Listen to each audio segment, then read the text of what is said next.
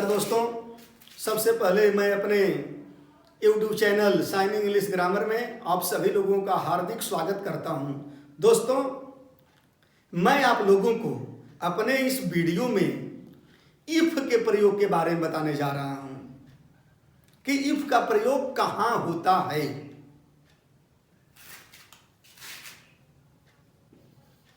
Use of if का प्रयोग कहां होता है, आप लोग इस वीडियो में पढ़ेंगे। तो जैसे दोस्तों, आप लोगों से कोई पूछता है कि काश मैं एक राजा होता, इस वाक्य का अंग्रेजी में अनुवाद क्या होगा? काश मैं एक प्रधानमंत्री होता, इस वाक्य का अंग्रेजी में अनुवाद क्या होगा? काश मैं पुनः नौजवान होता, इस वाक्य का हिंदी से अंग्रेजी में अनुवाद क्या बनेगा? तो ऐसे वाक्यों का हिंदी से अंग्रेजी में अनुवाद बनाने के लिए हम जो नियम पढ़ने जा रहे हैं उस नियम का प्रयोग करेंगे। तो देखिए, ऐसे वाक्यों का हिंदी से अंग्रेजी में अनुवाद बनाने का नियम क्या होता है। नियम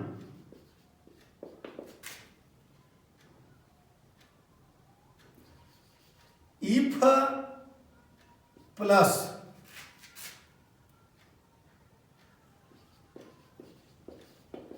सब्जेक्ट प्लस वेयर प्लस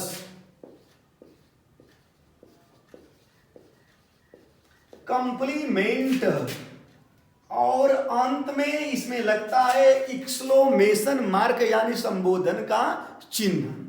एक बार फिर से नियम आप लोग देख लीजिए। सबसे पहले हम लिखेंगे इफ, इसके बाद लिखेंगे सब्जेक्ट, इसके बाद लिखेंगे वेयर, चाहे कोई भी सब्जेक्ट हो, इससे हमसे कोई मतलब नहीं है। जैसे आप लोग ये पढ़ते हैं कि अगर आई रहेगा तो वाज लगेगा, सी है तो वाज लगेगा, कोई अगर नाम है तो वाज लगेगा, आप लोग यही पढ़ते हैं। लेकिन इसमें ख्याल करिएगा, चाहे कोई सब्जेक्ट हो, कोई भी सब्जेक्ट हो, सबके साथ हम हेल्पिंग वर्ब वेयर का प्रयोग करेंगे। फिर इसके बाद कंप्लीमेंट दिया है। कंप्लीमेंट का मतलब क्या होता है? पूरक, इसकी हिंदी होती है। पूरक का मतलब जैसे कि कोई वाक्य आधा है, उसको पूरा करने के लिए कुछ हमें चाहिए, तो उसी को हम बोलते हैं कंप्लीमेंट। देखिए हिंदी वाक्य आप खुद आपको समझ में आ जाएगा। काश मैं एक राजा होता, काश मैं एक राजा होता, या इसी का दूसरा रूप होता है, ख्याल करिएगा आप लोग, यदि मैं एक राजा होता।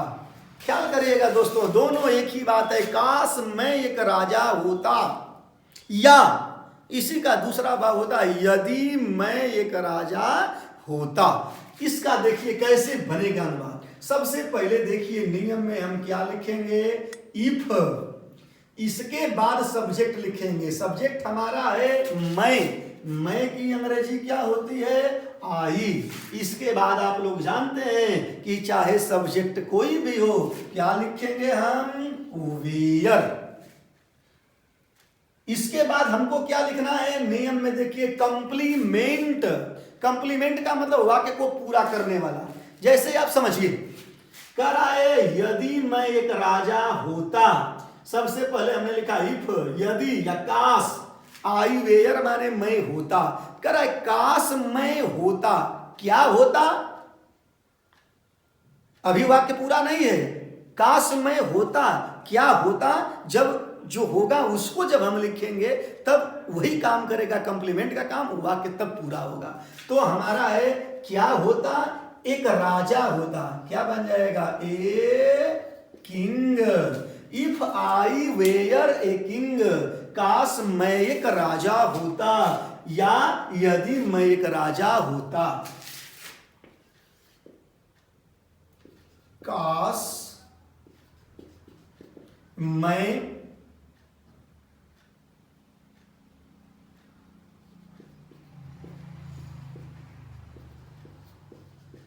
एक राजकुमार होता।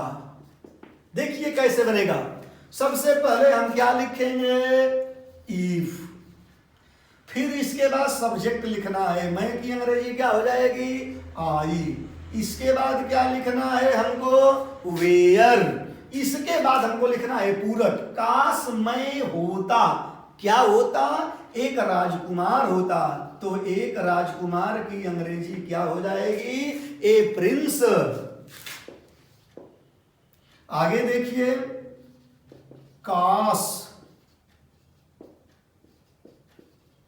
वह एक पक्षी होती, काश वह एक पक्षी होती, क्या बन जाएगा अनुवाद। सबसे पहले हम लिखेंगे इफ वह एक पक्षी होती, कोई लड़की है तो क्या हो जाएगा वह की अंग्रेजी, सी। फिर इसके बाद हम क्या लिखेंगे, वेयर, काश वह होती, क्या होती, अब कॉम्प्लीमेंट लिखेंगे, क्या होती, ए बर्ड, एक पक्षी होती।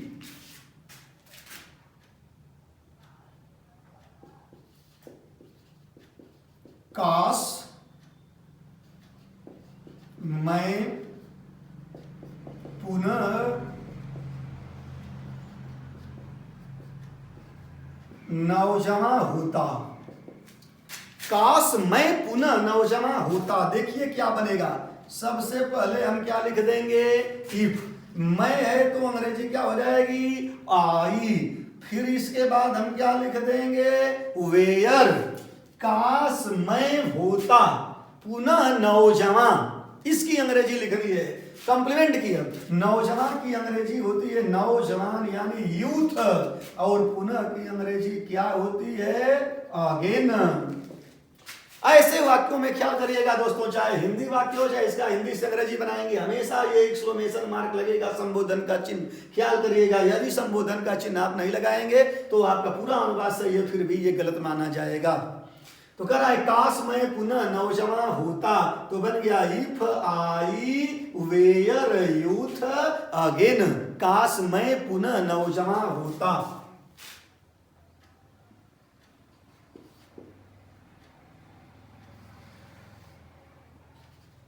काश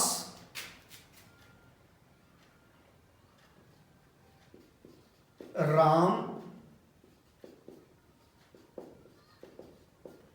मेरा दोस्त होता। देखिए इसका कैसे अनुवाद बनेगा, काश राम मेरा दोस्त होता।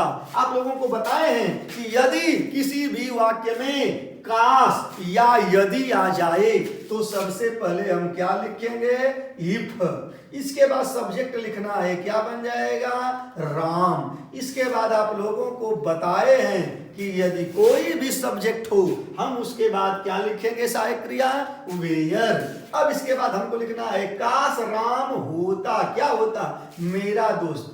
मेरा दोस्त की अंग्रेजी क्या हो जाएगी, माई फ्रेंड। काश राम मेरा दोस्त होता।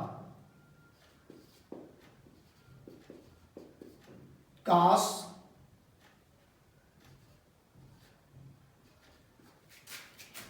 तुम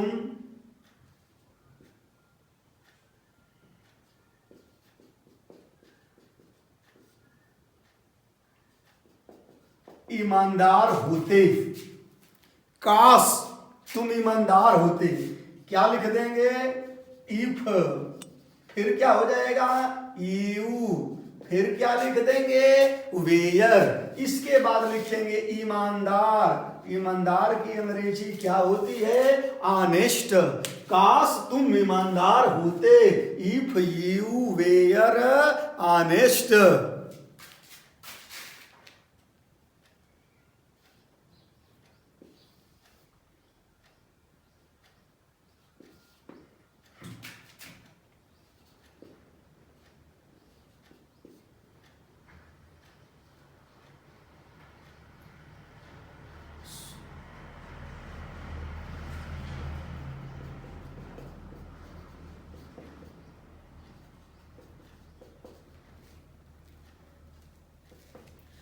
काश आप मेरी मां होती, देखिए कैसे इसका अनुवाद बनाएंगे। काश आप मेरी मां होती। सबसे पहले हम क्या लिखेंगे, इफ। इसके बाद आप दिया है, आपकी अंग्रेजी क्या हो जाएगी, यू। इसके बाद क्या लिख देंगे, वेयर। इफ यू वेयर मेरी माँ, मेरी की अंग्रेजी हो जाएगी माई, और माँ की अंग्रेजी क्या होती है, मदर। काश आप मेरी माँ होती, if you were my mother. दोस्तों फिर से एक बार आप लोग देख लीजिए कि यदि ऐसा वाक्य आप लोगों को देता है, ये कोई पूछता है कि काश मैं एक प्रधानमंत्री होता, काश वह एक राजकुमारी होती, काश तुम मेरे दोस्त होते, काश रानी एक अभिनेत्री होती, काश वह मेरी पत्नी होती। तो दोस्तों देखिए ऐसे वाक्यों का हिंदी से अंग्रेजी में हम अनुवाद कैसे बनाएंगे, इसका नियम आपके एकदम सामने दिया हुआ है। सबसे पहले लिखेंगे इफ, यानी कि काश या यदि आ जाएगा तो इफ लिख देंगे, और जो इफ लिखेंगे काश या यदि का काम हो जाएगा खत्म। इसके बाद हम सब्जेक्ट लिखेंगे। इसके बाद देखिए नियम में दिया है वेयर, चाहे कोई सब्जेक्ट हो। आप थोड़ा सा अचंबा आश्चर्यचकित होंगे, सोचेंगे कि यदि ही रहता है तो वाज लिखते हैं, सी रहता है तो वाज लिखते हैं, कोई नाम रहता है तो वाज लिखते हैं, लेकिन चाहे कोई भी सब्जेक्ट हो सबके साथ हम क्या लिखेंगे, वेयर लिखेंगे। इसके बाद यह कंप्लीमेंट यानी पूरक। पूरक किसको बोलते हैं जान लीजिए, जान जाइए। कोई वाक्य अधूरा होता है, उसको जो पूरा करने वाले शब्द होते हैं उसी को हम बोलते हैं कंप्लीमेंट। तो ये लिखेंगे। अगर दोस्तों आप लोगों को ये वीडियो समझ में आए तो मैं 7 एग्जाम्पल बनाया हूं। आप लोग इसको देखने के बाद कम से कम 50 हिंदी का वाक्य ऐसा बनाइए, फिर उसका अंग्रेजी बनाइए। आप लोगों को अंग्रेजी जरूर आएगी। यदि आप लोगों को मेरी ये वीडियो आप लोगों को अच्छी लगी हो तो आप लोग इसे जरूर लाइक करिए, शेयर करिए, सब्सक्राइब करिए।